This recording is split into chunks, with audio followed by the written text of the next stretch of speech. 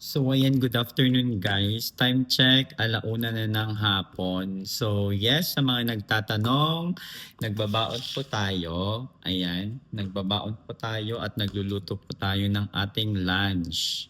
Yes po. So ngayon, ang baon ko ngayon is rice, syempre, at ayan, adobo. So ngayon guys, Sabado, wala yung kaopisina ko. So pwede akong kumain sa opisina. Pero pag andyan yung kaopisina ko guys, sa pantry ako kumakain syempre. Pero ang masaklap guys, nagdala ako ng ano, pero walang kutsara. Nagdala ako ng ano yan, tapos tinidor. So ayan, walang kutsara. Ano ba yan? So guys, kumain na tayo syempre. Lunchtime na. Actually late na to eh, medyo na busy ako kanina. So, let's eat na mga lods. Ang ulam natin is adobe. Ayan. Natapon pa. So, magtiis tayo sa tinidor. Guys, naiwan ko yung kutsara ko guys. Sarap. Bagong painit to guys. Pinainit ko sa microwave. Yes guys, adobo. Adobo is real. Sarap. Guys, alam nyo ba, dito sa opisina, mag-isa ko lang na Pilipino at lahat sila ay mga ibang lahi.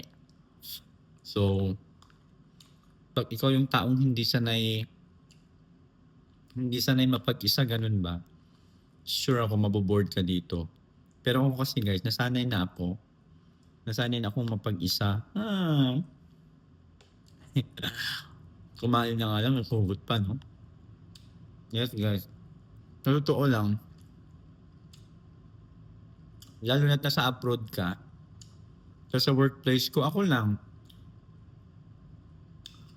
ang Pilipino. Sanayan lang to guys. Ayan. Kaya gusto ko nga bumalik sa ano.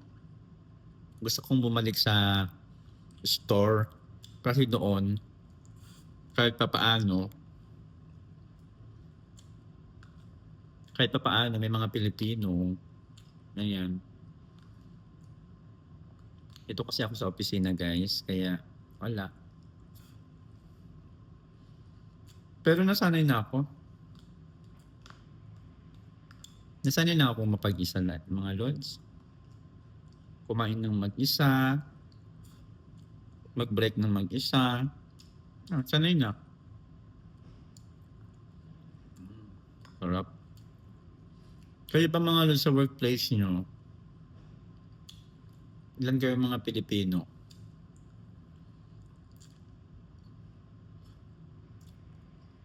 At kamusta ang mga banding nyo sa workplace ng mga kapwa Pilipino? Ano mas maganda, mapag-isa? Or may kasama? Naku, may tumawag pa, kumakain ako. So ayun lang guys, kakain lang ng lunch, ang dami pang hugot, no? So kayo dyan mga lods, don't skip your lunch ha. Kumain pa rin kayo kahit gaano ka busy sa work. Huwag kalimutang kumain, okay? So yun lamang guys. Bye-bye.